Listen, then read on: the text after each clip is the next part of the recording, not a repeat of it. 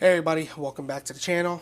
Today, I guess, is part 2 of my little SPR revamp project that I have going on. Again, it's nothing super in-depth. It's just a couple of things that I felt could be upgraded to improve the overall feel and function of the platform. And it really, it shot fine before, but the fact that I had opted for some more budget items as opposed to just putting in a little bit of extra money, even though the whole point of that build was to be a budget SPR and to see how well it shot. I wanted to upgrade some things because I'm starting to take the competition side of the house more seriously, and I'm really liking it. So having that 18-inch SPR that I can use for more long-range stuff, I feel like it deserved a couple upgrades. And in this second iteration here, or the second part, we're going over the rifle system, or the recoil system. My apologies. So it's gone through a number of changes. It started life with a carbine system. It was a carbine buffer kit that I got from CMMG. Basic carbine. I didn't like it because of the buffer tube itself, which had a bunch of ridges on the inside, and it didn't matter how much I shot, it didn't go away. It just always sounded like you were dragging the recoil spring over a cheese grater. So I eventually got rid of that tube, upgraded to a Aero Precision, which is much smoother on the inside, and I also upgraded the buffer to an H2 with a Sprinko spring. Worked great for a while I was running it. It worked great. I had a BCM Gunfighter stock on it, which is a nice stock. However, it doesn't give you the length of pull that I wanted for that particular setup, which is ironic because I'm only 5'6", so it's not like I need a crazy amount of a length of pull. However, it was just uncomfortable when you were in a prone and stuff like that, and you couldn't extend it as much as you would like to. So I eventually scrapped that whole deal and went over to the A2 rifle system, which is the full-length rifle buffer system. And I had a love-hate relationship with this type of system. Not the system itself, but the stock. When I initially went into the military, during at least part of my basic, I had the M16, which was pretty much for qualifications. Everything other than that, I was carrying a saw. I don't know why they gave me a saw in basic, but they did. However, during qualifications, everything was with the M16, and I hated the stock. I felt like I couldn't get close enough to the charging handle because they teach that nose to the charging handle technique for your consistency for your cheek weld and your sight picture and sight alignment. So that was highly frustrating. Fast forward 17, 18, oh shit, 20 years now almost.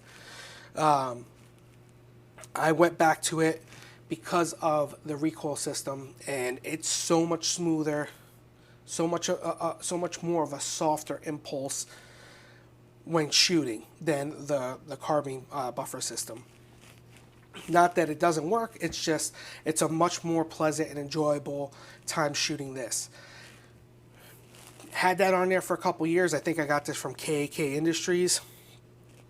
So, not bad. Very, very soft shooting. My wife actually loves shooting that gun.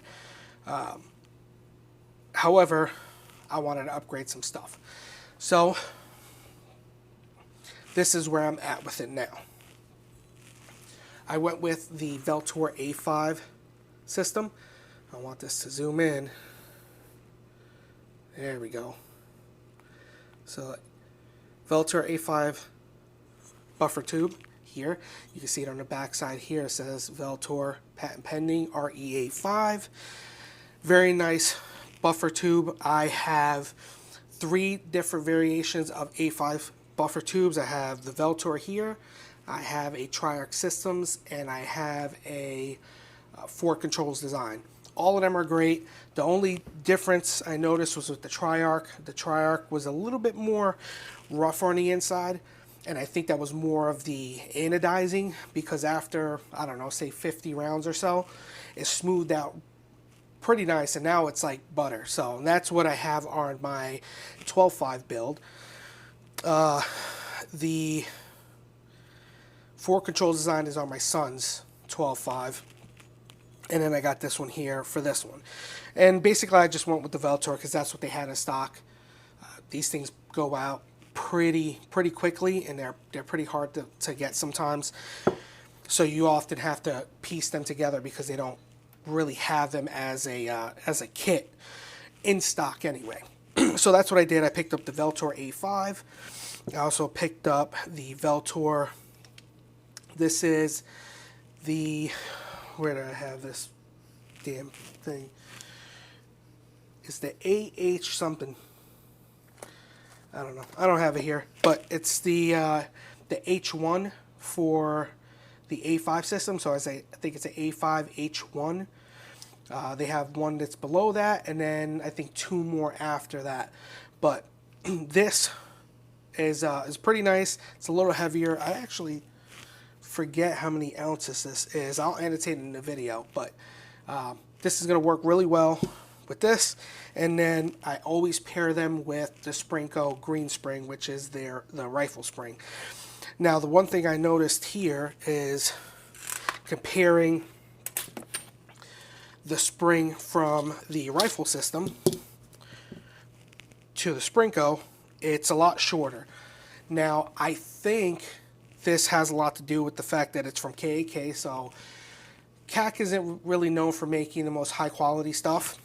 Also, I don't have a ton of rounds on this, maybe about 700 to 800 rounds with the rifle system, so it could have relaxed and collapsed a little bit. However, it didn't give me any problems. Again, it was very soft shooting, whole 9 yards. I didn't feel like the bolt, or not the bolt, the weight, the carbine weight, or the rifle weight here was traveling too fast or making hard impacts on the back of the tube. But also, if you look at the tube, you have a lot more room to play with on that tube as opposed to the A5 system, and the carbine system is shorter about that much. However, I don't think that it's that big of a deal, and while it's not going to shoot as soft as, say, the rifle system, it's still going to be very soft. That rifle length gas system coupled with this and the green spring is going to be nice, plus this weight. So nothing against this one. I'm still going to hold on to this because I'll probably use this on a later build. Maybe if I do a retro M16A4 build, I might do that. So this isn't going to go anywhere. I might use this again on a different project. However, this video in particular is all about the recoil system in general. So that's the recoil system that I'm going with. It's the Vltor A5 system, Vltor A5 buffer tube with a Vltor A5 H1 buffer and a Sprinko green spring. And then to top that off, I'm going to be using the B5 precision stock. This is the medium. Next video is going to be on this guy here because we're going to talk a little bit in depth about this and why I chose this over, say, the Magpul PRS stock and some other stuff. Just hit the camera. But either way, guys, thank you for watching. If you run this system, the A5 system, let me know down below why you run it. If you prefer the A5 over other systems. If you're a ride or die rifling system, let me know. I do like having those discussions down in the comment section. I like knowing why people do the things that they do or why they go one way or another. I know at the end of the day this is all preferential. However, those little nuances is that's what intrigues me. So having this conversation is pretty cool. And again, next one will be on this B5 precision stock. So stick around and we'll have this one up pretty soon. Catch you in the next one.